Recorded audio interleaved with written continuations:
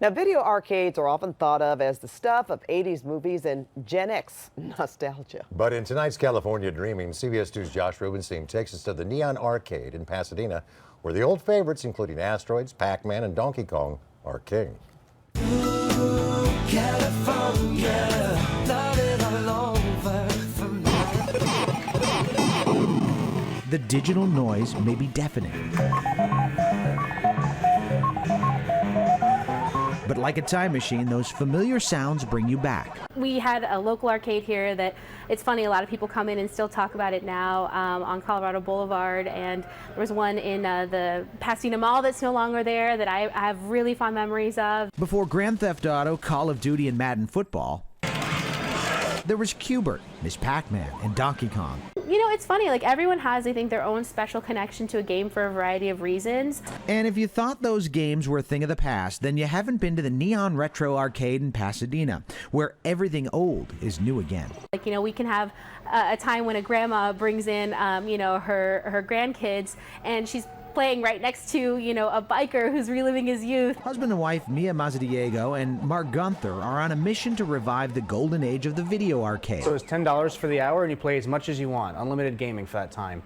And I decided to do it that way because I remember having fantastic memories as a kid of going to a birthday party where they rented out the entire arcade. And you just went around and played all you wanted, no quarters, no tokens, nothing. Mark and Mia have been married for 7 years. They met under the glow of Mark's pinball machine collection.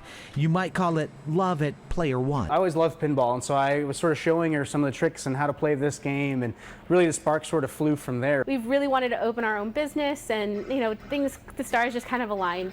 But to share these games with the world, it's a labor of love, with an emphasis on the labor.